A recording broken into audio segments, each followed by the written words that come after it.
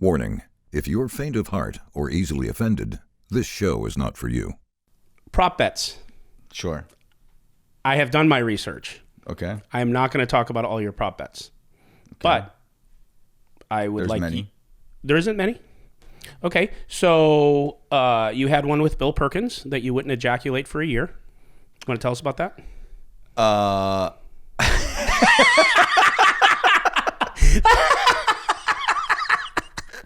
I mean, I don't know, man. Do I just ask you or do I ask the question?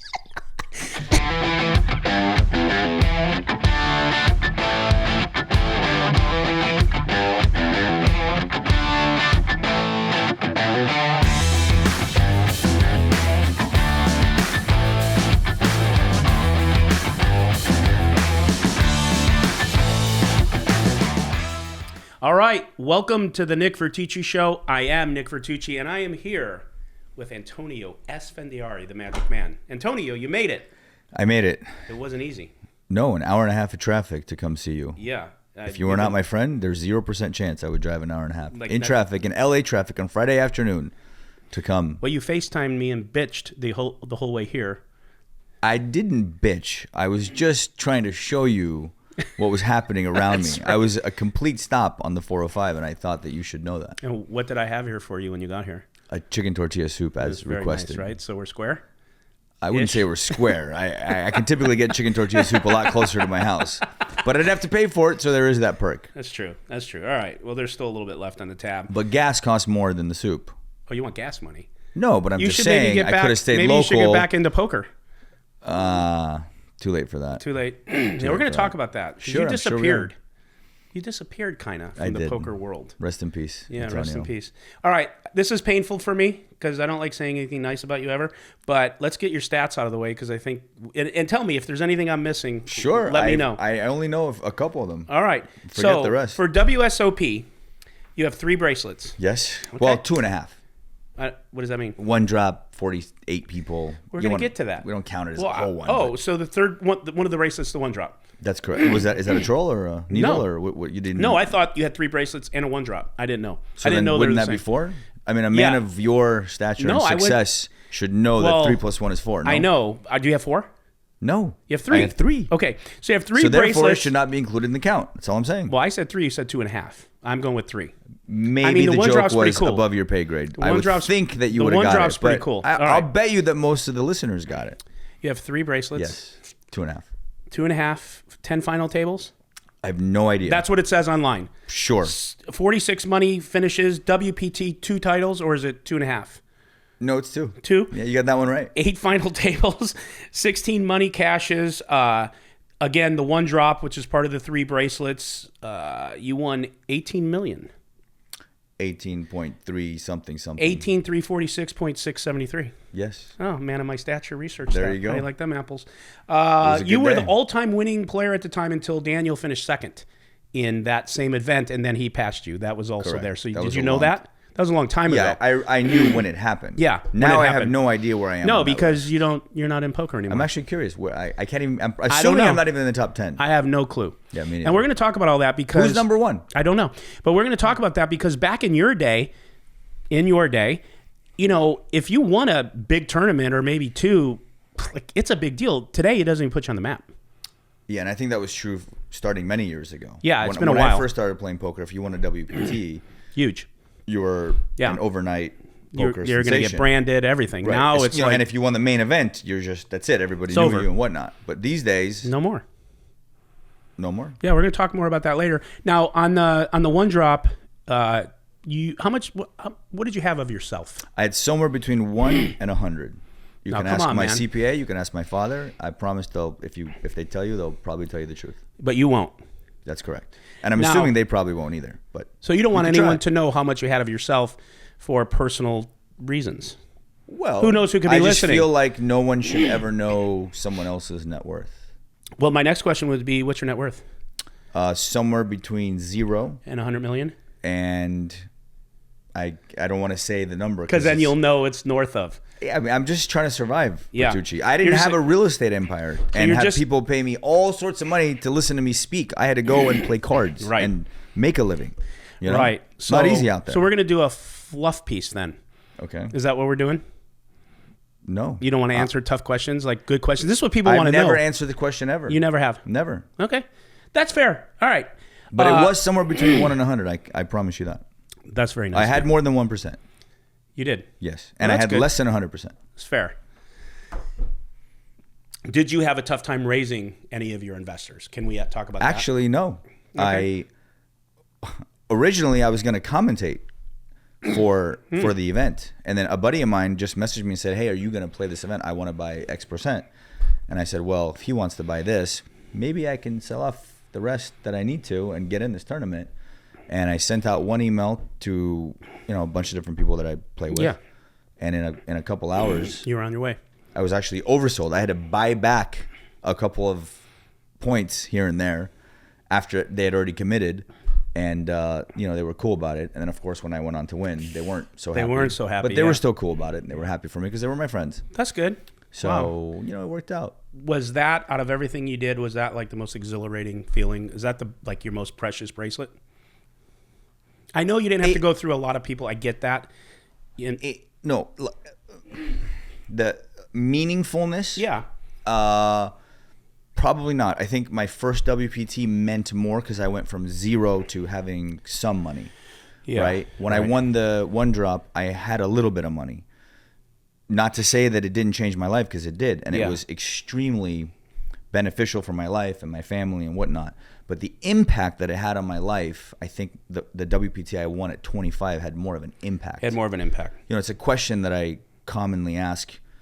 There's been a few times where I've hung out with billionaires and I said, what meant more to you? Your first million, your first billion? First million. And it's almost always your first million. Yeah. Right? Because when you kind of break through and then after that, it's all gravy. Yeah. It's like maybe that's why you remember your first love. I don't know. Who knows? Had the most impact. Great. I mean, no wonder you have this podcast with guests line up out the door. I know, right? That line was just, whoever's listening out there. Do people they should take the tortilla soup out of their teeth while they're doing a show? Do I have tortilla soup? No, I did it. Oh. Just now with the paper. No, I liked it. Yeah. I didn't know what you were doing. We're keeping it real. All right. So you're an actor too? No. Negative. But you were in 3 films? Or you just did? Is we not going to talk about that? No. Sometimes my friends are making a movie or something, and you get a part. Say, hey, do you want to be in this movie? You had little parts in movies. I say sure. I'm not going to say no to being in a movie. Baytown Outlaws, Runner, and the Grand. Yeah. Nice. Yes. What kind of parts parts were they? If it wasn't for Runner, I would have never met my wife. I thought you met your... No. I would have never been with my wife. Okay, because you met your wife at the first... We met at the World Series of Poker.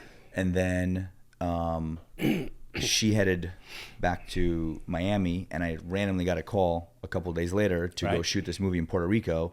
And so I called her and I said, hey, can I see you in Miami on my way to Puerto Rico? Nice. Otherwise, I probably wouldn't have seen her, and that was it. Was you were interested in her when you first saw her? Was she not interested in you at first? But no. I'm saying, how did you meet her? Like, how did you know? It's a very long story, but Do you have an abridged version? She's the most incredible girl in existence, and she had a different trajectory in her life, and I wasn't a part of that. Right. And things happened, and somehow we ended up together. But if it wasn't for the making of Runner and me getting a call randomly to be in Puerto Rico on the day that I had to be there, your whole life would be different. My whole life would be different. Isn't that something? It's the way it goes. That's kind of cool. Yeah, very Whoever cool. that friend is. Yeah. Yeah. Okay. So you were born in Iran. I was. Tehran? Yes. Tehran, how do you say it? Yeah. And when you came to America, you were how old? 8, I believe. Okay. And it says here you didn't even speak English at all. There was no English at the time. You just spoke Farsi. That's correct.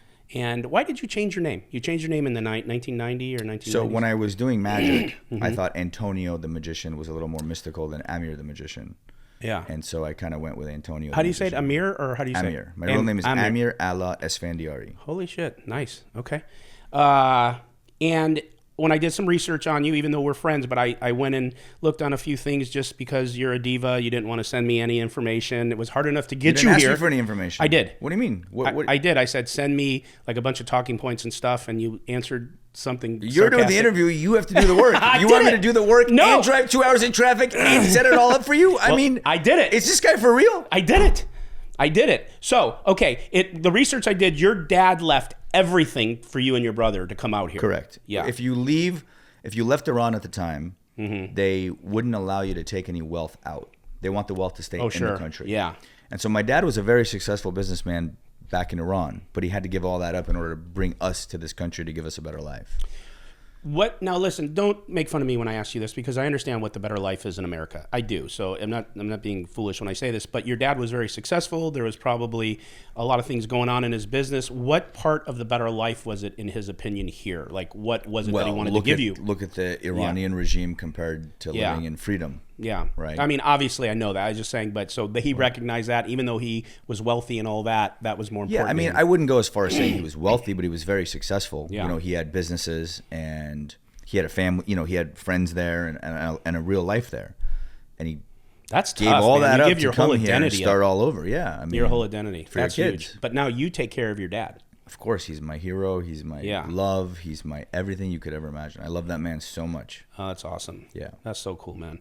How did this magic thing happen? Like, where did this come from? How did it get started? And how much of your life was it? Was it just quick, or It was a big thing? pretty significant part of my life. I was in my late teens. I believe I was 19, living with a gentleman, Scott Stewart, who we used to wait tables together at a restaurant called Burke's in Northern California. It's like a very hip, happening lunch spot for Silicon Valley.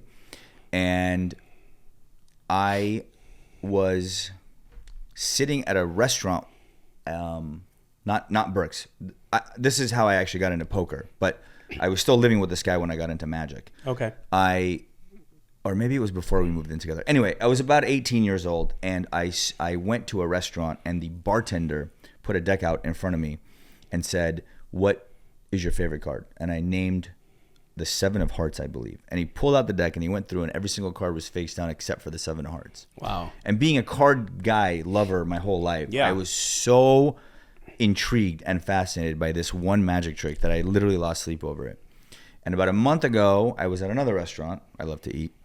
And I saw that a magic store had just opened up called the Magic Hut. So I made my way over there, and I explained to the guy working there what I had seen. And he said, "Well, you can do that too." And I said, "No way." He said, "Yeah." He knew the trick. He knew exactly what it was. And anyway, I found out how to do it. I practiced. You basically have to buy the trick, right? Well, I don't want to give away too much, but Oh, okay. yeah, it was with a deck of cards. Fair enough. It took a lot of work to be able to successfully pull this trick off. You have to sit there for about at least 4 or 5, maybe 5-6 hours of dedication with your hands and the deck to be able to do it without anyone catching you. Wow. Right. And so anyway, I did it. I practiced, and all of a sudden the reaction that I got from people instantly got me hooked on magic, because, you know, my whole life I was picked on. I did not have a very good upbringing throughout school. I was always, So this gave you positive attention versus a lot big of time. Yeah. And so I was instantly drawn to it. And for the next 2.5 years, there was not a single second in my life where you didn't see me without a deck of cards in my hand. Not one. Yeah. Driving. You were with my obsessed with it 24/7. cards, movies, cards. No matter what I was doing, I was practicing. 24/7. 24/7. I was an absolute machine. Well, yeah. This wasn't one of my questions, but again, it's interesting to me. Why were you picked on? What was the dynamics there? I was like a skinny Iranian kid. You were a dork.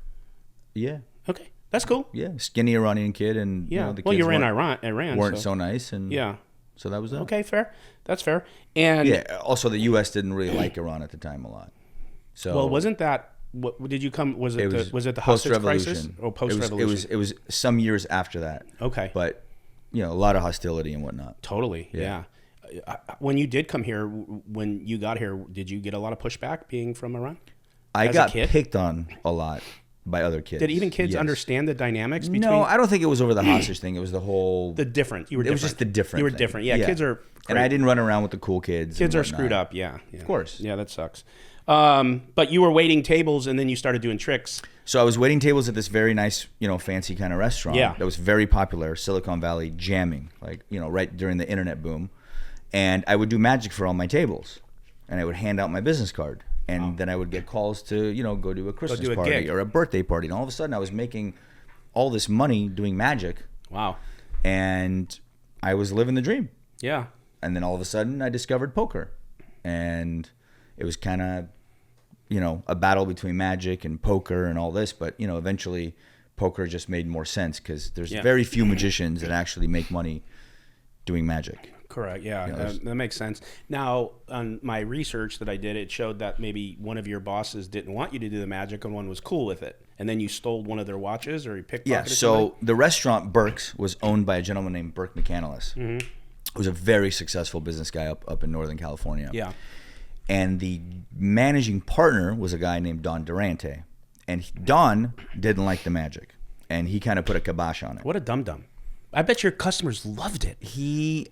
Of course, you go to a table. Oh my God. It's like a show at your table. You have wine. You're having a good time. You probably were making the most tips, honestly. I was crushing. You're crushing, yeah. I was crushing. And he told me one day that it wasn't the right environment for it. And so I waited until Burke was in the next time, and I pickpocketed his watch. Off his arm? Off his arm. Wow. And I haven't done that trick in a long time, but I used to be pretty good at it. I don't know how that's even possible. It's very possible. And it's just misdirection. If I can get you to focus on something else, I can work on your watch without you seeing or knowing. You don't feel your arm? Oh, whatever. I know. Well, you do other things to the arm. Got it. I put something else in your hand. Meanwhile, my hand's on your watch. You don't really know what's going on. All of a sudden, you're focusing. Yeah, your mind People are watching. You want to, try and figure it out. And then, bam, all of a sudden, you don't even know, but I present you and your watch is... and your watch is... Not on your arm. So anyway, I pickpocketed Burke's watch, right, who's the owner, and did a whole magic show for him and his guests. And he was a great guy. He wasn't a restaurant guy. He was, a real estate. Yeah.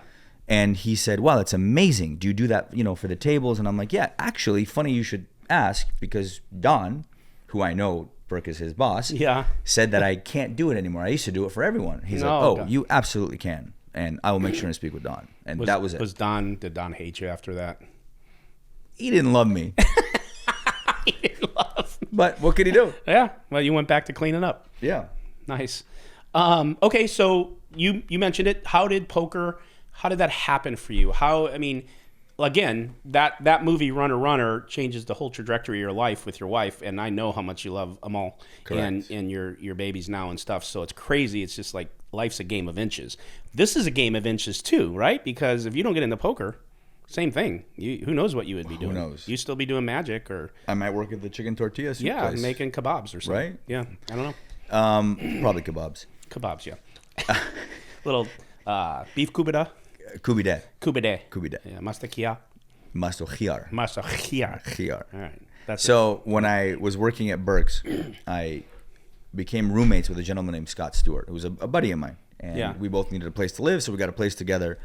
And one day he was casually leaving. I said, where are you going? He said, I'm going to play poker. And I said, well, I thought there were no casinos in California. He goes, no, there's card rooms all over the place. And I was very interested. And so I ended up going with him. And he said, look, if you're going to play poker, I had a fake ID. I was 18 or 19. I was somewhere in that range. Mm-hmm. And he said, if you're going to play poker, you should learn how to play poker. And he gave me a book that he had read, Winning Low Limit Hold'em by Lee Jones. Wow. And so I read the book. Yeah. And it was that scene from The Matrix on this computer screen where you just see everything. Right. That's how I felt when I played poker after reading that book. I just saw that nobody had any clue as to what they were doing when it came to starting hand selection, the math, and whatnot. Well, let's face it, back at that time, nobody did. Nobody had a clue. No. Nothing. I mean, there was no information. You had to go to the bookstore to get a book on poker. I mean, who did that? You can't just go on your phone. Nobody had a smartphone, right? Right. Wild. It was like the wild, wild west. So I started playing poker. And there's one of the legends right there, the books. This is the only other book I ever read on poker. Yeah. Winning Low Limit Hold'em and the Super Systems. Yeah, I actually saw Dole one time in Vegas at the upper section of Bellagio, and I was so starstruck. The only time I've ever gone up and asked somebody for an autograph. And he signed that book? He signed a bill for me. A bill? That's still in my safe, $100 Nice. bill. I still have it. Wow, that's so cool. Yeah, very cool. Of course, I've told him the story throughout the years. You know, we played once poker together on high stakes. Isn't that surreal? My buddy. Yeah. That's so I'm like, surreal. Dole, you'll never believe this, blah, we'll blah, blah. get to that, yeah. Anyway. Wow, okay. So I read the book, I started playing, and I never in a million years thought that I would ever go on to play poker, professionally. You got obsessed with it like the magic? I was obsessed with it, yeah. Yeah. I was Did playing the a magic lot of poker. take a little bit of a backseat once Big you started time. playing? Yeah. Big time. Yeah. And And I was waiting tables at Burke's, and there was a casino, Bay 101, right down the street, basically, a couple exits down the street. So I would go to work, and then I would go straight to the casino, and sometimes I would be in full degen mode. I was young. I would go to wait tables, go to the casino, play all day and all night, and then go back to work. I mean, for about 3 months there, I thought to myself, oh my gosh, I'm going to end up like one of these guys who basically lives at the casinos. This cannot be the trajectory of my life. Right. So you love poker and maybe wanted it to be your life, but not like that. No, and I also never thought I was going to be a professional poker player until I started. Maybe it was my first World Series. I went down to the World Series of Poker. And how long was that after you started playing the first times or so? Maybe a couple years. Yeah. I don't remember exactly. But there was a game in the Bay Area, spread limit hold'em, where you could bet anywhere from 20 to 200. And that was really the game that kind of made me realize that maybe I can actually make some money, real money from playing poker. They were all so bad. And I just crushed the game. And it was... And nobody knew how to play poker. There was really no competition. Yeah. And then I started going to the World Series of Poker. And, here we are today. It's crazy. And when you won your first tournament, it was $1.4 million. You were 25 years old-ish? Yes, 25. 25. And did you have all of yourself on that one? I had most. Okay. Yes. Fair enough. I sold a little nibble. Actually, there's a really funny story is... A buddy of mine bought 5%, and this other guy that I didn't really like so much, we didn't really get along, had asked me for a piece. We used to play together, and I said no. Anyone that anyone knows?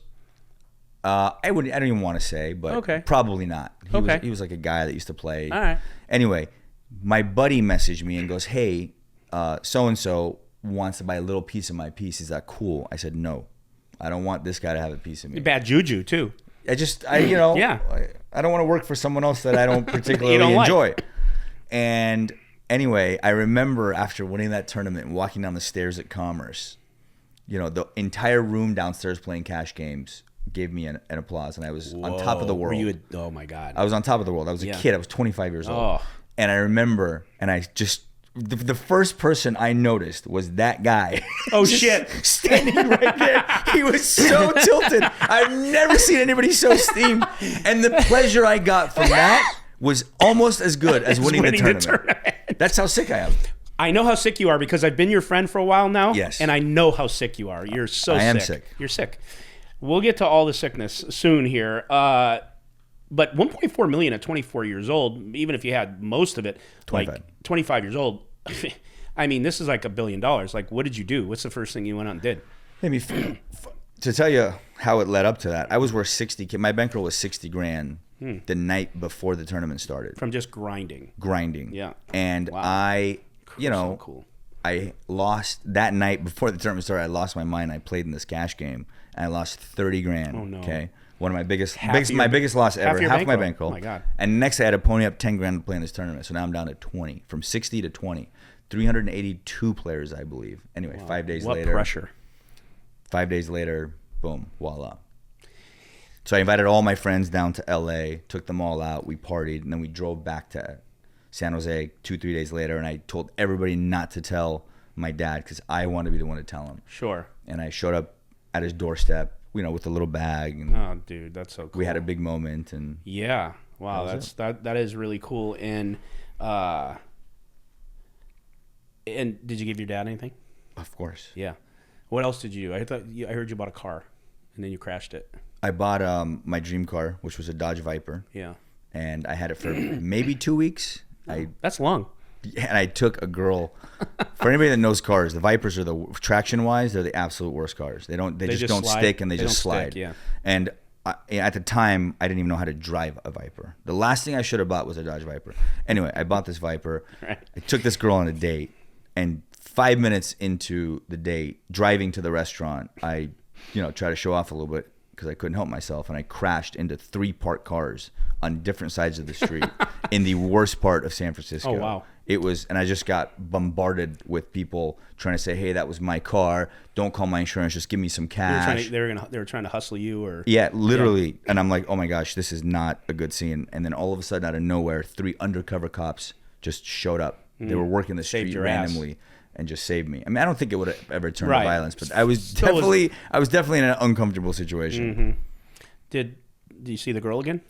We actually, the police officers offered to give us a ride home, and I said, "Is there any way you can take us to the restaurant?" Oh, you still wanted to go on the date? Well, why not? The crash is over. Yeah, what can you I might do, as well. right? And anyway, no, they took us back to my apartment, which ended up working out better. Yeah, So. You closed? You crashed the I car don't and want to closed? just go on record and say I closed, but it was a good night. It was good. That's was a good. good night, yes. That's good. Yes. Okay. All right. Back to poker. So did you said, I saw that you said at the one drop you knew you were going to win it. You just knew. Is that a true statement? Because that's what I heard you say. I really felt it. I was doing some self-development work at the time, and I really, really was clear in my head. Was the first one a shocker, or did you feel you could win it? The very first one, the 1.4. Oh, that one? I know the one drop you knew, but I'm saying I wasn't nowhere near You weren't. one drop mentality. No, it was nowhere. way it was back, just yeah. I'm playing a tournament, Yeah. and let's hope to run good and do Do well. you realize how lucky you are to have gotten into poker when you did at such a young course. age? And I know you do, so I'm just saying it to say it. But like today, you can't It's impossible. become who you became It's impossible. with your stats. Like you have to 10x that at a minimum. It's like, you know, you guys like Phil, you like all you guys. I mean, what a great timing to build a brand and because you made a lot of money off endorsements and things too for a while. Yeah. Is there still No any complaints. of that? There is very little that comes in. I actually Yeah. just got offered something. They offered me a pretty sweet deal, but I just didn't want. I'm trying to have less commitments in my life. Yeah. So you have leaned. When did you start leaning way away from poker? Because you don't play in much of the tournaments like before. You could probably clean up if you wanted to get back in poker and get more branding and ambassadorships. But again, you want less commitment, and I know the answer. It's because of your wife and kids. I don't want to leave home. You don't want to leave home. I can't even get you here was an act of Congress. Well, And it's an hour away. it is Orange County, and it's an hour and a half of traffic. Like and anytime we hang out, I got to go to you. it's I've hard to get invited me you out. over, and you're like, oh, I've designed my little bubble. Would you tell me on the way here you're not a poker player, you're a creator? A designer. A designer, because you designed your life. How you I've like it. designed my life to live it how I want to live it. That's good. If I want to hang out with my friends, they come over to my backyard. We barbecue, we hang out, we take my bikes, we ride on the beach. Yeah. I want to pick up my kids at school, so coming here this afternoon. You want to hang out with you? I can't pick up my kids. You at come to school. the Ponderosa. That's it. You come to your place. It's over, or else there's no. Pretty much. It's hard to kind of get me out of my little. Do you ever? And I know probably the answer is no, or you would design it differently. But do you ever get stir crazy or miss those things? Not at all. Never. No. I love everything that goes with being a dad. I love the crap. I love the high. I love the low, the hangry, the bitchiness, whatever it is. I embrace it. I've watched you in action. I see how much you love your kids. It doesn't bother me at all. And, taking my kids to school, picking them up after school, their after school activities, all that stuff is the absolute nuts to me. And I, maybe one day I'll start playing some tournaments and whatnot. But now they're young, and I want to be a part of that. And how do you create? Maybe you don't need to because you made so much money. I don't know because you don't say shit. I don't know if that's true. That's just. But I don't know rumor. if it's true either. I'm saying Well, I don't you said know it, because so I don't want the viewers at home to think that I made a bunch of money. It's between 0 and $1 billion. But still, the question is like, how do you make a living? How do you create revenue sitting at home? Well, there's things I do. Okay. There's things I do. That's it? That's it. I mean, I still play some cards. You do? Here and there. Oh. Yeah. Where? Just. Wherever? Yeah. Yeah, okay. All right. Yeah, I got another question for you. Oh, God. It's like interviewing the CIA. All right. Let's see here. Yeah, I've asked a couple of these here. I'm going to have to gloss over a few that I know you won't answer. How about this? Speaking about how different it is and how easy it was, not easy, because it wasn't easy, but how different it was to build a poker brand and an empire back then because, nobody really knew how to play poker. But how do you see, and this is like really macro vague, but what's the difference between poker today besides so many more people and obviously everyone has solvers and books, but what do you see the difference in it? Wasn't it more fun? Fun then, right? Of course. I just envy when I watch those old episodes and when I go back into that day, I wasn't playing poker then, I was running businesses, and I get so jealous because I feel like I would fit in there better. Of course, because you like to have fun at the table. Yeah. Yeah. You like to poke and be poked and talk and troll. Yeah, But of course, and that's what poker is all about. Poker was created so you could sit around a table and pass time and have a good time with your buddies. But right? Antonio, today... And now it is nothing like that. What is it like? I mean, I don't know what it is now, but I know that you know a little as bit. of 5-6 years ago when I kind of stopped playing. You know, what is it? It was torture. Well, it was tell like me why. a staring fest. It's horrible. They should just have the WSOP of staring contests. Who can go longest without a smile? It's unbelievable. So boring. And the robotic movements with the hands and the cards. I mean... Yeah. What are we doing? You're just trying to drive every single bad player away. Who would want to play with them? I don't. Right, because the fun players want to have fun.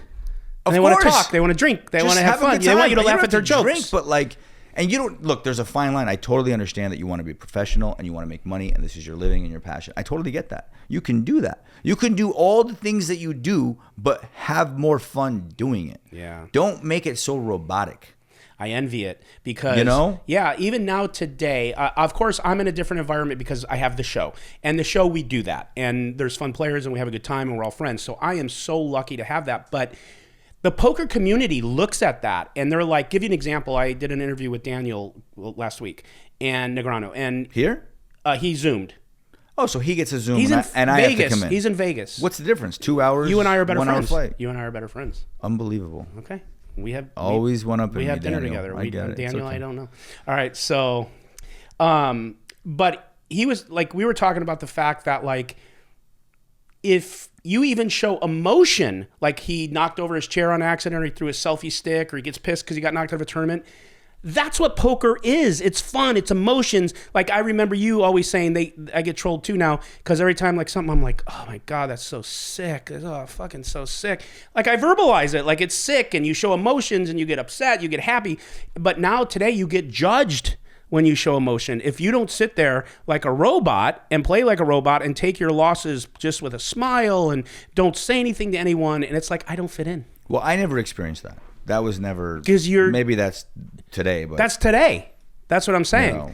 That's why, I envy the day when you were back in the poker day because I watched those episodes. You guys are talking and laughing. You got Sammy Farha, you and Phil Locke was hysterical. Like, not only to watch it, but to sit there and play that like you could play for hours because it's fun and you're competing, right? Yeah. So it's just a shame, but, but that's the new generation. I mean, and it's not their fault. It's just kind of what they're doing and the guys before them were doing, right? This is just kind of how it's been, right? The whole GTO and whatnot. So, well, but hopefully somebody will come along and bring a little bit more life back to poker. Sometimes we see glimpses of it here and there, but on shows. But generally speaking, if you go into a casino, I've walked into a casino in the last couple of years just to play. Everyone's just sitting there, making sure their hands move the same way every time, so you don't get a tell. And well, you can start needling those guys. I do, but I'm alone. And that should get things going. Yeah, I do. I try. When I go to a table for fun and I see those guys, I'm just firing. I was at the WSOP cylinders. in pain because the tournaments are so boring. Right. And I was at the table and no one was saying anything, and I was an hour in, and I said, "Okay, listen, come on, guys. What's your favorite color? Like, what do you guys eat?" Like, I was trying to like get it going, and then eventually, like, people did start getting going, but I was bored stiff for like 2 hours, man. Yeah, it's tough. Yeah. So, tell me, when you were playing back in the day with these guys, with Sammy Farha and Doyle and all these legends in high stakes poker, which by the way are the best episodes ever. Was there anybody you didn't like playing with? Was there anyone you're just like, I don't want to be at the table with this guy? And who was your favorite people to play with and why? I really enjoyed playing with Phil Locke. Yeah. Even though I never beat him, he just always held over me. And he's also he's a good friend of mine. So we used to always just have so much fun at the same table together. It was just absolute laughs start to finish. I didn't like playing with Rast because I think he just owned me. Rast is just so good. Yeah. And Durr always seemed to own me as well. But I like them both very much. I mean, Rast is one of my best friends. No, totally.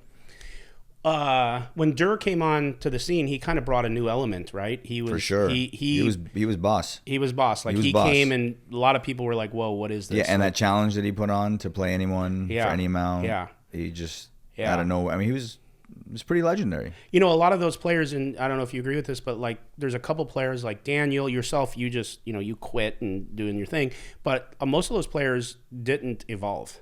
And Daniel was telling me, because obviously Daniel evolved because he did start to study. He started studying the charts. He had to compete with the new generation. Right. I think if you want to play with the new generation, you have to. You have to, right? yeah. And he put in the work. Yeah, he put in the work. And a lot of those guys you don't see anymore, and people wonder where they're at. They can't win because these players are just so good now, but boring. And he was telling me a story about Doyle. He said, back in the day, in Doyle's day, he said, there was no solver. There was no this. He would have to take a deck of cards and take ace, king, and a pair of queens, and he'd have to run out the cards, 400 times to figure out what to do. Like you have to literally run the cards out to figure out hands because there was none of that, which is just like so interesting. And does Doyle still play? Do you know? Is he? I don't have a Doyle update for years, but yeah, I hope he is, and yeah, I hope he's crushing because he's the freaking legend. He is a legend, and yeah, you were a nit when you first started. Takes one to know one. I know. But Takes you were. One to know you one. trolled me all the time, but you were a nit for a lot of years. When I used to watch those shows. I was a nit. You were, right? Yes, I was a nit. Why? I know you always joke. Everyone has a style, but like, what was your evolution? Why did you change? My evolution was I saw one player in particular play a completely different style. Who? Rick Solomon. Ah. And I thought to myself, wow, this guy just plays so insanely wild. Yeah. And still finds a way to win. How is this possible? Right? And I could never beat the guy. And I just decided, okay, look, next time, there were so many times that I would play where I saw an opportunity to do something, but I was too attached to the money.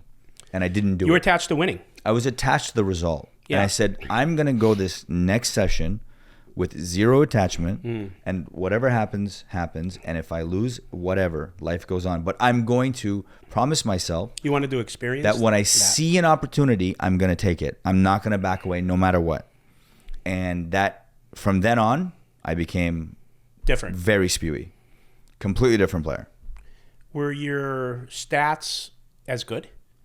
Results? I don't really keep stats. Well, but what I'm saying is, I think were you winning more as a nit, or were you winning more with your new style? I would say probably new style, for sure. Really? Because I think you just get paid off more when you have a hand. Okay. And people are less inclined to bluff you when you're kind of a spewy player. Right. And obviously you're scary. Because you never know, like at any time if you're a nit and you're going to put in your try to get some value, your whole stack could be at risk. Right, exactly. For no reason at all other than someone's out of their mind. Yeah. Yeah. No, I get it. Everyone has style. So that shifted, and that was many years ago, but it definitely And you've never turned back. Never turned back, no. And when you can't go back to nit. If you happen to play now, I'm not saying you do. If you happen to play now, does that still work out for you? Are the results still good if you were to play? Well, I mean, because I know you played. I've hit some rough patches. I'll just say that. But you've hit some rough patches. Yes. Like rough patches that, like, ultimately are just like some downswings. Because I know we talked. I won't ever say numbers, but I know we've talked, and you've had some like really big downswings. I've had some big downswings. It's the name of the game. But I know. But ultimately, you win more than you lose. Most of the time, yes, but the last couple of years, questionable. So if you're not, but it's okay. It's a new year. It's a new year. It's a new year. See, I don't understand that. It's hard for me being a nit to understand that. It's hard for me to understand. Like I see guys today come in, like Keating and these other guys that everyone wants to watch, but they don't win. Like maybe they do somewhere else, but they don't on shows. Maybe they probably do win somewhere else, right? Probably. Right. I'm just saying probably. I mean, I wouldn't know, but probably. I wouldn't either. Yeah, nobody knows anything in this interview, me or you. It's great. This is the best. Who's the best right now in your opinion? I know you may not follow it much, but right now in cash and in I have no idea. Tournaments, you don't even. I don't even know. If you gave me a name for the last 5 years, I would not know it, unless it was someone from 5-6 years ago. You don't watch poker or pay attention at all. You are totally disengaged. Yes. That's crazy. Well, I mean, I have 3 kids. My friends always. Have you ever watched our stream? Besides when you've been on it twice, when you lost like $500K. When my buddy, one of my buddies was on it, and Norman Chad was making fun of him, I watched the first hour and a half. Misha? Yes. That one I watched. Yeah. I watched about an hour for the entertainment of being just for the razzed. entertainment of him getting needled. But that was it. Are you friends with Norman Chad? Yes, of course. Okay, good. Yeah. I don't know. Yeah. It's, anything that I do takes away time from my kids, right? Yes. So, and I'm basically a stay-at-home dad. So. Right. And your wife's a stay-at-home mom. Yes. Wow. You guys are stay-at-home. Yeah. You must have made a lot of money. You must have made a lot of money. Not true. It's tough out there. You're crazy. It's tough out there. I would love to just say why I think you did. You're buying houses. I don't know what you're doing, man. Life Whatever is good, it is. but it's not. Listen, it's You're just a kid with a dream trying to grind out a living. I'm just Give me trying a to break. survive. Just trying to survive. I really am. Just trying to watch my kids grow up, and then one day they'll go on to make money and take care of me. Good. Right? That's my plan. Yeah. Give them everything I can until How old are your kids? Can we know? My son will be 8 tomorrow, and then I have a 5-year-old and approaching 2, 1 in 8-9 months. My baby daughter. Oh, how cute! You love having a daughter. Oh my God! This is so cool. And it just kind of started, Yeah. because the first year and a half of life, there's nothing. light bulb. Yeah. But it just kind of started, and she is just incredible. Yeah, it's the best. Yeah. It's the absolute best. Yeah, I know. And she has 2 older brothers as protectors, that's so so we cool. have a really strong family. Yeah, you guys got a great family. Mal's, she's the best. Who are your best friends in poker? For sure, Rast and Phil. And Phil. What are your strengths and weaknesses as a poker player? I know you've often said one of your strengths, where I'll just answer for you since you don't like to answer anything, is that your reading ability comes natural. Yes, that was always something that I thought was one of my stronger points. Has it helped you, obviously, through your poker career? But where does that come from? That's not something learned. I don't know. My mom and dad. Is that why you talk not constantly to your opponent when you're playing, is to get a read and to get reactions? Are you looking? Yeah, probably. Yeah. But it was also because of the entertainment factor. I can't just sit still at a table for 5 hours and not say anything. Yeah. Because I agreed to play with you at Poker Go for 2 days straight, and I had never been trolled more in my life for 2 days straight. It was really fun. It was fun, though. The truth is, you make it very easy.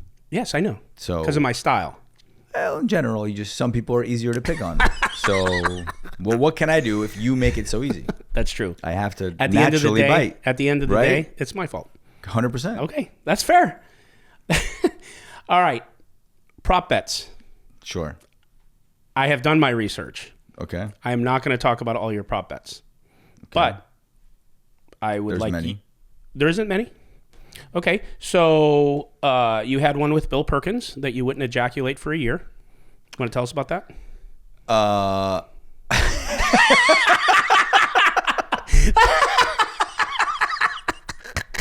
mean, I don't know, man. Do I just ask you or do I ask the question? Yes, we bet 1 year. I had to go with no release and no self-release, no that must have been really hard for you. No release of any kind. If it happened in my sleep, in a dream, so be it. That doesn't but this isn't within poker players. There's an honor system that if you. Well, there wasn't going to be someone next to me 24/7. That's what I'm saying. Year. So for him to take that bet, that's a lot of trust. Of course. Yeah, because you could just pop one out and not tell anyone. Sure. But that wouldn't be right. Do you trust your friends? I do. Okay. Yeah. So yeah. No, there you have it. And isn't it true though? A lot of poker players, like the real core ones that you know are trustworthy, like everything's done just with a word and a handshake. It's crazy. Yeah. I trust a lot of poker players more than I trust a lot of business people I knew. Yeah. I agree 100%. Isn't that something? Yep. Yeah, there's a lot of shitty people out there in the poker world, but I'll tell you, a lot of the poker players just the good ones have more integrity ones have than a lot of just integrity. about anybody I know. I agree. So and even the people that I don't necessarily like or get along with that much, if it was a business transaction or something like that, I would trust 100%. Yeah. You know? Yeah, it's like me. You know, I paid the $105,000 I owed you when I lost my bet. You mean when you were just in the I was in Santa mode, yeah. Santa mode. Mm-hmm. Do you still think that Trump will be reinstated back into office? I think it's possible. Let's take a minute. Does your audience know how cuckoo you are? I don't talk politics on my show. Okay. I don't. But I'm willing to give you a good time. So because that's why I said it. Let me just tell the people. Well, first of all, you think I'm not smart enough to know if I give you that. Smart guy. No, to give you that nugget that I'm doing it on purpose. Like I know the beat. I'm giving you an alley-oop. Well, I appreciate it. Thank you. But can I please just tell your audience real quick? That's why I brought it up.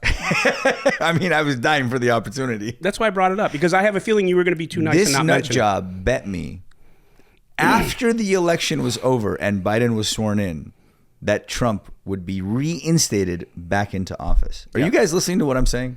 Yeah. And then after we bet, he thought, well, that's not enough. Let me just bet some more. So he called me for more action. And of course, I just said, okay. But you know why? And I just kept firing whatever he wanted. Whatever odds he wanted, he can have it. But you know why? And I just asked him, and he said there's still a chance that on this term, Trump will be reinstated back into office. Don't you remember when Jim Carrey in the movie Dumb and Dumber said, so you're saying there is a chance? Yeah. That's me. Okay. I'm Jim Carrey. But you're too smart to believe this nonsense. Well, whether I believe it or not, I know it entertains you. But you do believe it because you put your money on it. I didn't say a lot of it. I did. Which was so beautiful. Yeah, and did you get know my what? thank you card? Because Yes. my kids all signed a thank you They card did, yeah. with Santa. Yeah, the whole thing. and the trees that you have are real nice. I Yes, bought those. yeah. Very nice. Thank you. I feel like when I come over, it's part of my place. Hey, speaking of my place, tell them about the beautiful birthday present that I bought you. You got Because me it's going up in your beautiful a house that I portrait purchased. of my famous picture when I won the one drop when I was hugging the bundle. Yeah, like a painted picture. It was very cool. It's cool, my right? favorite birthday gift. Was it really? Yes, I swear. That's nice. Yes. Oh, wow. Good. And you came to my birthday party. That and makes we me had a happy. Great time. Oh, it was one of the best danced the nights of night my life. away. It was amazing. One of the best nights of my life. It really was. Let's see here. Let's see here. I won't bring up this prop bet. Tell me about the bet you had with Kevin Hart. You actually went into a very serious boxing match with him. Tell us. Wait a minute. You didn't finish about releasing. Let's get I had to back go that. a year Okay. with no release. Mm-hmm. And we made the bet in Sweden after a few drinks at the bar. And it wasn't one of those things where I had time to think about it. We were just discussing how difficult would it be to go a year. And I thought to myself, I could do that. I remember a friend of mine who went 2 years and had this whole spiritual experience without release and all these amazing things happen in his life. Oh, my God. And I thought I could do a year for $500,000. This is a long time ago. So $500,000 was like a lot of money. Not to say that it's not a lot today, because it is. And Bill Perkins put out his hand and he said, you have 10 seconds, 500,000 on the table, 1 year, no release. And I'm like, just looking at his hand, thinking to myself, 500 grand. He's going 1, 2, 3. I've had maybe 3 or 4 drinks. I'm a little buzzed, and I just shook his hand. And that was it. And I had to go a year. And 9 days later, I bought out. And so 9 days you went. 9 days I went, and then I bought out of the bet. You met a guy you liked? Not your best joke. I tried. Well, I don't know. save it for someone else. Okay, edit that. No, keep it in, please. Keep it in. Please, it's Keep a bad it in. joke. I Keep mean, the it bad in. joke's got to stay. I don't edit stuff like that. Okay. I always let myself get hammered. I never do. It's part of the fun for everybody. Okay, now tell us about the Kevin Hart thing. How did that happen? I walked into a game, and we were buddies, and I had Let me ask just you this real quick, mate. My mind's stuck. How much? You're not going to tell me. How much did you buy out for on the $500,000? It was Bill owed me one for something else, and so he gave me a very reasonable deal. And what was it? I believe it was $25,000. Wow, you did get a good deal. Yeah, because because I was not going to lose. I'm never going to have an orgasm for 500 grand. I'm never going to say, here's 500 grand so I can have an orgasm. No. So I wasn't going to lose that bet. Right. But I didn't want to go through it anymore. Yeah, you had to get out. I wanted to get out, and so he let me out for 25, which was very generous and nice, and he owed me one, so I called in a favor kind of a thing, and fair. It was all good. That sounds fair. Yeah. That's fun. Don't ever do that again. That's correct, yes. Right. Well, especially now. Yeah. That ain't going to work. No, that won't work. No. Okay. Kevin Hart. I had gotten to a poker game. Yep. Oh, you want me to wait till you're done No, texting? no. You know what? Actually, what I was doing is I was looking at the time whatever, to be hold on, time out. No, wait. Be nice. To be respectful to you, because you said there's a hard out at 6, and I had no idea what time it was. And I looked at that. It's so. What about the last 5:17. time you looked at your phone? Was it time as It well? was ringing. Oh, okay. It was ringing. So you don't. I turned it so off. You don't turn your ringer off before you start an interview? No, because I have 3 kids. Very professional. I have 3 kids. Okay. And you never know. If it's my daughter, I'm taking it. Okay. Yeah, fair. You get that, All right? right, fine. All right. I'll give you that. You can't say anything to that. That is true, though. Anyone else? Yes. So, and we would have had longer, except your sound camera guy was late. I was here way before I was supposed to be here to give you as much time as you needed. No, I was not complaining. I just was so trying when to make you sure say you have a hard out at 6, yeah, you do. You make it seem as if I'm gotta leave early. No, didn't say. Well, wait, hold that's on. how it came hold on. across. Did anyone hear me It say came across that as if, Antonio had to leave early? What I said was, you have a hard out at 6 because those are your words, and me being a respectful friend. Correct. And but I got here appreciating early the to solid. give you at least 2 hours and 20 minutes. Right. You said And Vincent 1.5. It was might late. go over. Yeah. Vincent was late. That's not my fault. Hey, That's your Vincent. guy. I get it. Okay. I get it. Okay. Kevin Hart. So I walk into the poker game, and I had just taken one of these boxing workout exercise classes. And so I came in, like this, and everybody starts laughing at me. And of course, Kevin and I are going back and forth. And he basically said anytime, anywhere, any amount. And I started. And he's boxes. He had boxed, he had trained boxed Yeah. his whole life. He's very fast. Did he ever have matches? No, he never actually sparred. Yeah, because when you spar, you run it. Anyways, go ahead. Well, there's a big difference when the mitts don't hit back. That's right. Yeah. But he is extremely athletic, right? Yeah. He's a machine. He works out all the time, and he's not really a human when it comes to training and needing sleep and whatnot. Anyway, so we discussed it throughout the course of the evening, and eventually landed at 35-1 odds, and I would have 7 months to train.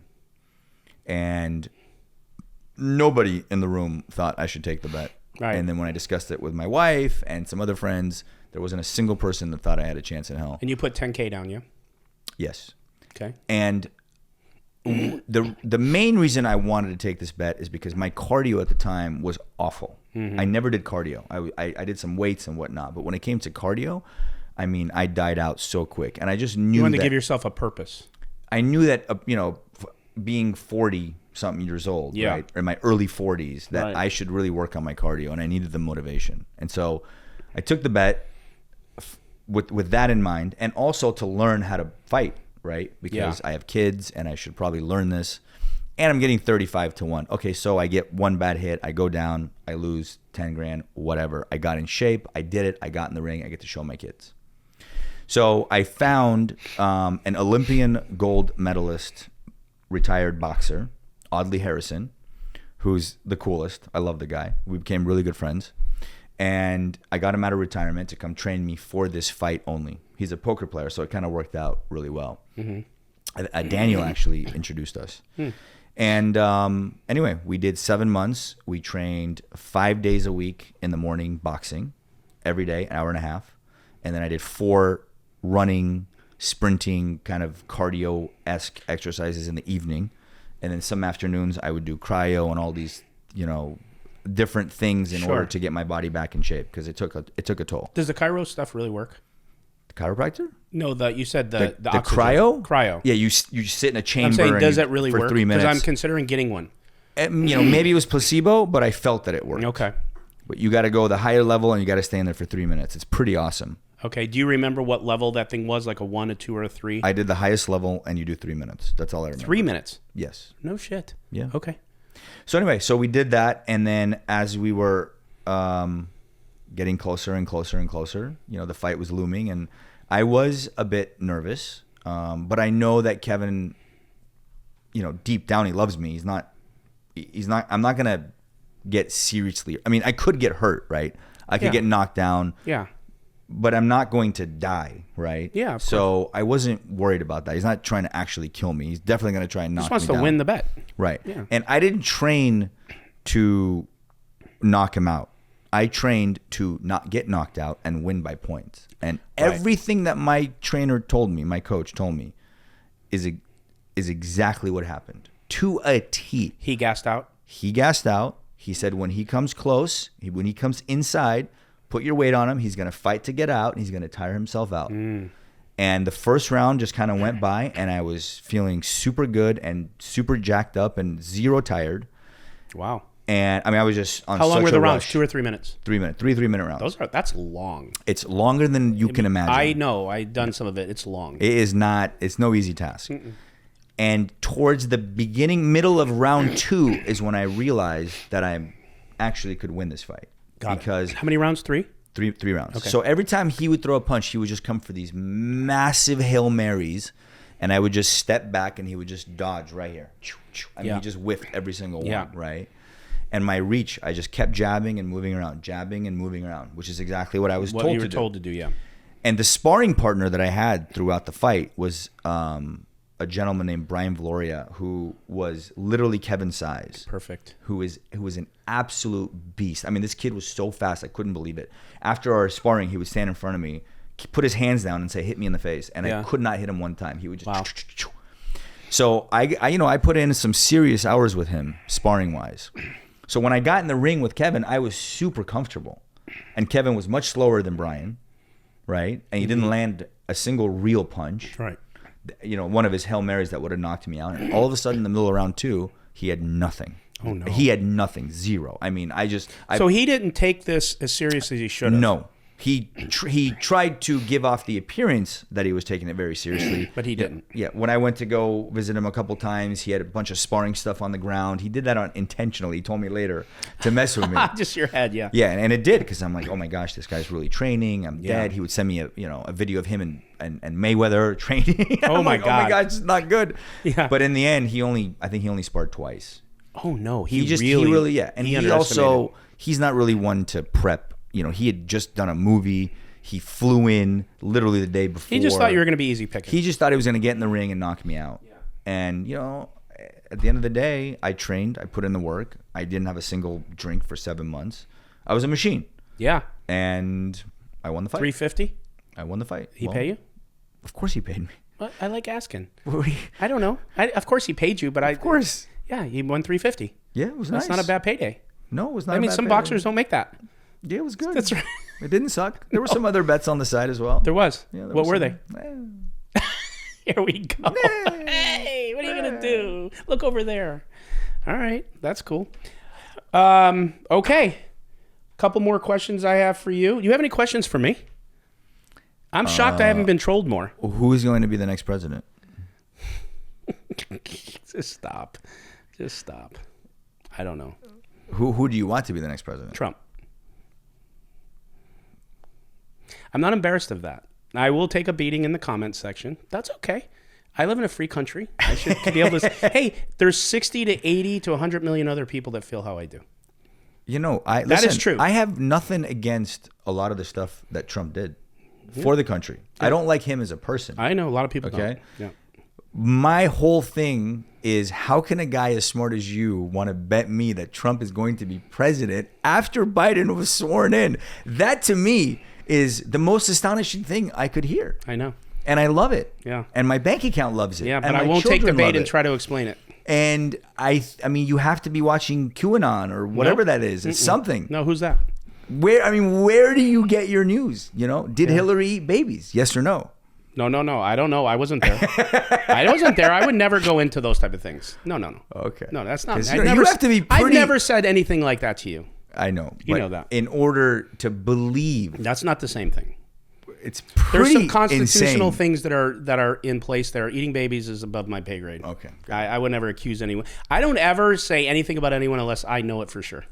I just think it's reckless. And the same thing goes with the poker community. They all do that. They accuse everyone of things, all this stuff. I don't do that. And the same thing goes for if someone ate a baby. If I saw him eat the baby, I'll let you know. Okay. Other than that, Noted. I don't know anything. Noted. Okay, fair enough. Yes. What is the end result? And I'm sure you've talked That's my about next it question for 100 you. times. Yeah, go ahead. Of the Jack 4? The Jack 4. Sure. And then I want your opinion on that after. Sure. It may be short. I don't know. Sure. I've watched the hand. Yeah. So the end result is this. The end result in just pure results, like what we found. Right. It's inconclusive. We had an independent cyber team come in. They turned our system upside down to look for it being penetrated in any way. We don't got to go into all the technical things. We tore our table apart, the deck, the shuffler. We looked at every video there was to look at that we had available to look at. And that was inconclusive. I can't say today, and nor would I, unless I knew, like I said, to my point, that what happened. I have my thoughts on which way I lean. I have changed my mind over the course of the past 4 months or whatever, a few times. But because there are other people involved in this, that there is one person out of those two that is either guilty or wrong. And it's reckless for me if I don't know 100% just to say or to put my stamp on something, because if Robbie didn't do anything inappropriate, it sucks for her. Although she's leaned into this and hasn't done bad, but it's still horrible. Kind of owned it. It's still horrible if you're a person and you have emotions and feelings.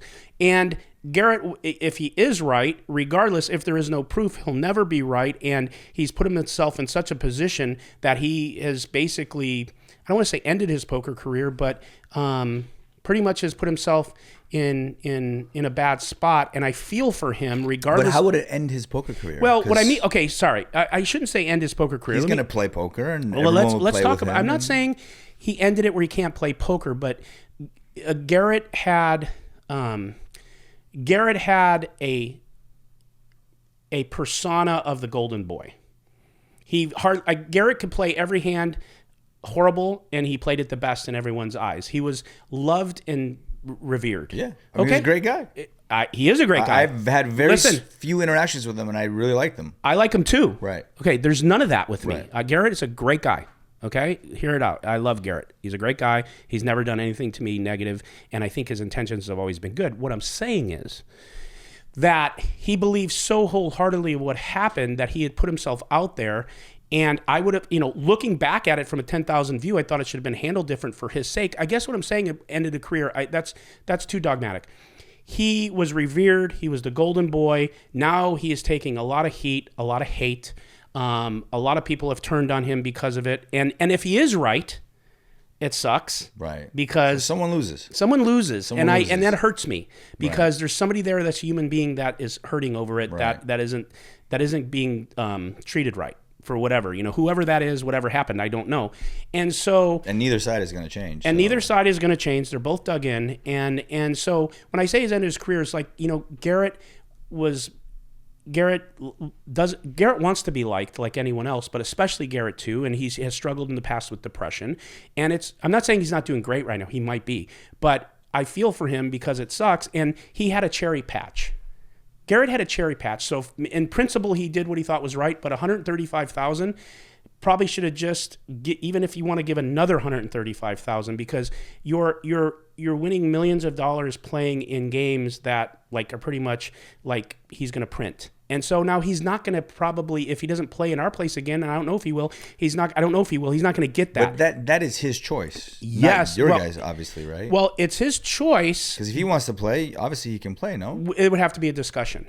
I'm not saying he can't. But Ryan and I would have to discuss it, because this thing, you have saw little parts of it, and you have some friends that were filling you in. This was so big that it's like, do we let both sides play again? Do we only let one side? We don't know. But what merit would you have to not? I'm not saying we wouldn't.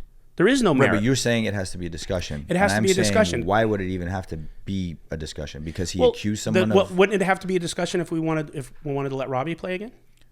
Well, you have no evidence that she cheated. Correct. Right. But we are a business, and we are a show, and we have people polarized on both sides, and we have to make a decision what's best for our show. Not what's best for and what's right. What's right. Right. We have to do what's right. Number one is what's right. What's right, but we also have to do what's best for our business. Right? So those things go together. So when I say we have to have a talk, I'm just saying the fact that it's not as simple as you think. There's a lot of... Yeah, I mean, I don't know the whole story. That's what I mean. I didn't I know, see you everything. didn't even see I just it. got the cliff notes here and there. That's what I mean. People would give you cliff notes. You would ask me occasionally what's up, what's going on. So there was that's what I'm saying. If you and I talked off air, it's 3 hours. We won't, but it's a 2-hour conversation, and it's very complicated. And there was a lot of grief and pressure and hate, and people in our staff that were upset and were attacked and accused. And, this all came from the accusation. You understand? So this accusation and all the posts and the stuff that were put up, did put a stress on our business. So some of the things Garrett did put a real stress on our but business. You cannot we wouldn't fault him I do for not the fault, accusation. I do not fault because I think it's natural for any person in his position to accuse, right? The whole poker community, half the poker community felt that way because it made no sense. Right. I do not fault Garrett. I never want anyone to misunderstand. I do not fault him at all. And if he's listening, and he does listen, not at all. He's a great guy. And if I didn't think so, I would say. So what's your thoughts on it? I don't really, I mean, at first I thought no way that she was cheating. And then after all these other conspiracy videos came out and whatnot, I was like, oh, maybe she is. You know, and then of course when the team comes in and does all this investigation and you know, and all this other stuff, kind of leans you towards to maybe she's not. That's right. I've never really been on one side or the other. I've kind of always like limboed. Because it's that kind of situation. I've been swinging the whole time. That's and what I everyone's honestly, doing. I have no idea whether she cheated or not. Join the club. You know? I don't know. Join the club. But one thing I will say, and who said it best was Daniel on my show, which will be out Monday. It's going to be out this Monday, is unless you have hard proof somebody cheated, you can't say they did.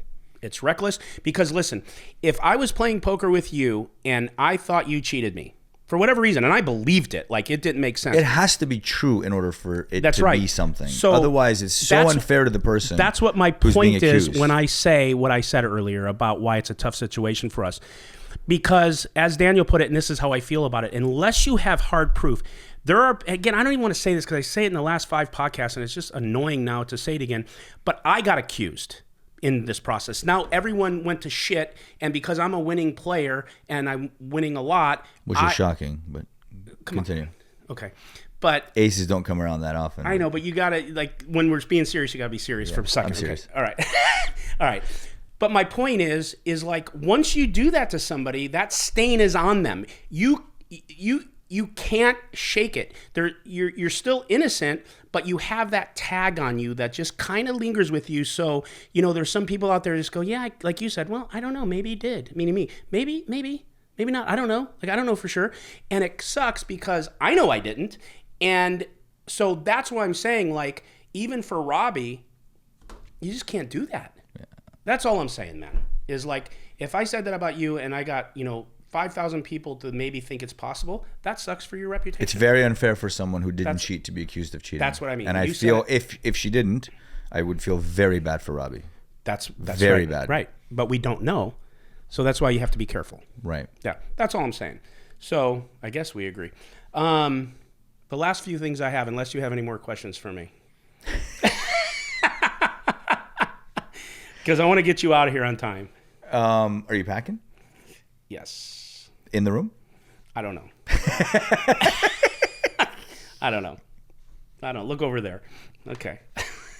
I'm always packing. Maybe, but I don't know if I am right now because I'm going to be like you. I'm going to be coy. All right. Ready? Go ahead. All right. Any more? I'm sure something will come to mind. Well, we're wrapping up. No? Okay. I'm good. The last 2 questions and a final thought. Do you think you're going to have any other poker goals in your life, or is that ship sailed? Have we seen the last of your poker career, if you will, or do you have any current goals that even down the line you want to accomplish? That's a great question. I haven't thought of it much, and the answer is the only other thing that I dream of is to win a tournament when my kids can witness it live. So that is something that'll be way further down the line when they can actually be in the poker room. But as far as for myself, no, not really. I feel pretty satisfied with what I accomplished. Yeah, you accomplished a lot. And I'm at total peace in my life. And I don't sit and daydream about what else I could have done or what more I can do. Yeah. Because poker is secondary. Well, a lot of people wish they could get to that peace in their life. So you're very lucky that you have everything that you need. Well, I would say that if you find love and start a family, you'll have it. And I know that's the source of your happiness. It's really wild how when you watch something you love so much experience something, that experience is 10 times meaningful to than myself having that experience, right? Yes. So if my kid does something and he accomplishes and he has a breakthrough, watching that is 10 times better than doing it myself, whatever that may be. Yeah. You know, watching my kid, my 7-year-old, ski a double black diamond last year was so satisfying to him and to me to do it together. Yeah. You know, that is better than anything. Yeah. And I have 3 girls and they're older now. My youngest is 18 and it's great, but your ages are the nuts. Oh, it's incredible. They're the nuts. I literally could tear up and cry thinking about how much I miss it. Yeah. Because I'm like you are. That's how I feel about my girls. Love is the answer at the end of the day. It is. Bob Marley was right. He was right. And it actually did tear me up. But I've often told people this, until you have your own baby, and if you're any kind of normal human, the love is something you can't explain. Correct. It's literally unexplainable. My best friend in the world is back and forth about whether or not they should have a kid. Oh, God. And he's my best friend. Yeah. And I'm trying to talk sense into him. Yeah. Explaining to him. Oh.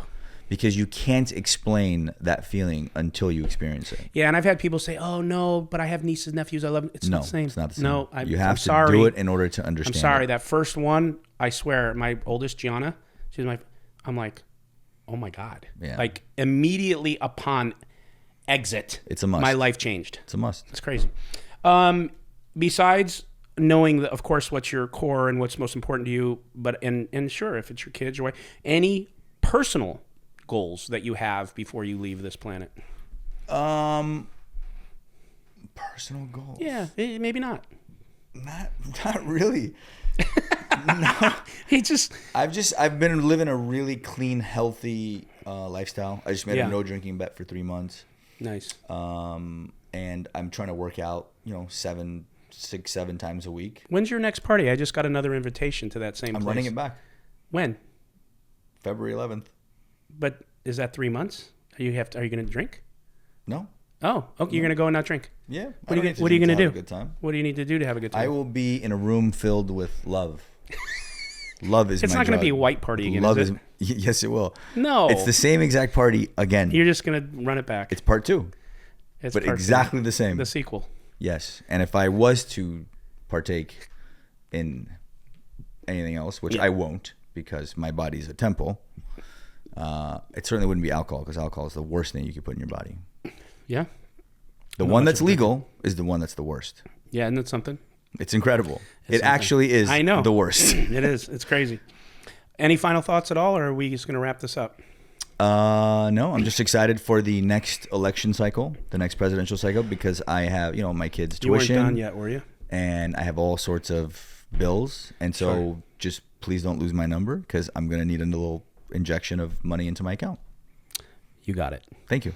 All right. But I will say, on a serious note, even though I know you were serious, I do appreciate you coming here, because I know how hard it is for you to get in your car and to come to Orange County. Well, you are my friend. I know, and I appreciate that, and it doesn't go unnoticed. So I do appreciate that, and I would do anything for you too. And I guess the next time I see you will be at your house. How much would I have to pay you to vote Democratic next cycle? Well, the votes don't count anyways because it's rigged. So pay me my $1.05 back, and I'll vote for anyone you want. Just for the record, you can come with me and watch my hand check it. I'm not saying I'm going to vote Democratic, okay? I have actually started to steer a lot in the last few years. Mm-hmm. There's just some nonsense on both sides. But just to watch you vote for a Democrat, I'll do it. So will you give me the $100K? I will literally walk in there with you, and you can watch my vote. No, because it's all set No, up. let's do it. No, it's Come fixed on. anyway. We'll video it. No, it's legit. It's not real. It's legit. I want to cast my vote. Trump didn't really lose the election, did he? I don't talk politics on my show, dude. Did he lose the election? Not answering you. Can we just have that? What's your net worth? Can we just have What's that? your net worth? Did he lose the election? What do you do for a living right now? I do podcasts. This is the Nick Vertucci Show. I am Nick Vertucci. This is Antonio Esfandiari. Envy out. You fucking asshole.